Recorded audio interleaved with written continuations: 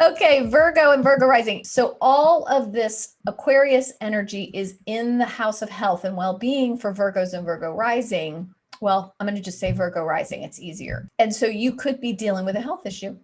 Mercury rules your chart. When Mercury goes retrograde in the house of health, it's time to pay more attention to how you're taking care of yourself, how you think about your own well-being. Like Virgo, are you in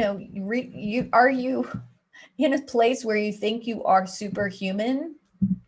Virgos are the service-oriented folks of the zodiac. They are taking care of everybody else. It's them, the Virgos and the Capricorns in the background. These folks always are kind of denying their own needs. Not always, but you know what I mean. To a large degree, they take a lot of satisfaction out of being of service. That's part of their soul purpose, right? But you got to take a break now and then. And this Mercury retrograde is saying it is time. Yep, you have pushed yourself to the limit. Now it is time to back off and take some things off your plate. You need to simplify. You need to focus on your routines and how are they sustainable? Can you keep this up? And if not, what needs to change? So that's the big message during the Mercury retrograde. This week, you get a little support because the Venus moves into that sixth house too. It says, oh, you might be feeling better. Maybe last week when Mercury slowed way down, you hit your wall. And now this week, Venus is like, hey, I can create some space here if you want me to. Let's go get a massage, or let's go do some acupuncture, or let's do something to feel better. So that's Monday, Tuesday. You'll have Venus there for 3 weeks. So it'll be sticking around for a while.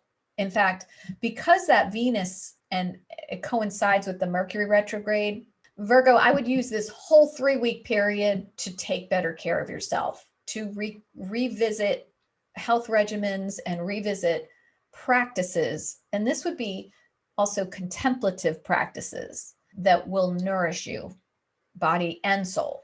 The other thing happening is the sun squaring Mars in the 9th house. And this could just be you really shifting your belief system about how you take care of yourself. You know, massive wake-up call. Doesn't have to be super negative. It's not like you're being hospitalized. I don't see that. But it is a very stressful moment. It is a stressful moment that, you know, requires attention and does require a shift in perspective. I would point out any Virgos that you know, I would send this little bit to them, because Virgos, they just tend to push themselves further than is humanly possible. A lot of times they are, again, so driven to be useful, so driven to be resourceful, so driven to be of service, they forget themselves. So if you know a Virgo, you can tag them, send this to them. So we have that Monday, Tuesday, little bit of tension just in the shift of perspective so that you can get your arms around your well-being. Wednesday, Thursday, when the moon moves into a complementary sign. Yeah, so it could be that you find a little bit of space for yourself to breathe and to relax a little bit more on Wednesday and Thursday.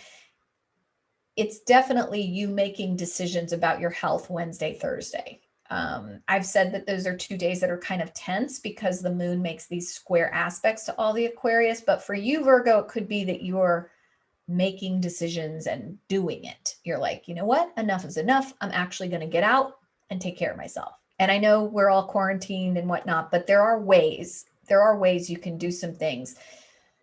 It could be that you just need to walk outside more, you know, to like, and I would use that time Wednesday, Thursday to get out into fresh air. Okay. And then Friday, Saturday, it moves more into the home and family space for you, Virgo rising. And then by Saturday, when Venus is making these alignments to Saturn and Uranus and Chiron, so Saturday really feels like that restructuring, grounding these new self-care habits grounding them more in your routines by Saturday, being much more in a space of healing, because that Venus is going to make a nice aspect to Chiron. So Saturday could be nice, actually.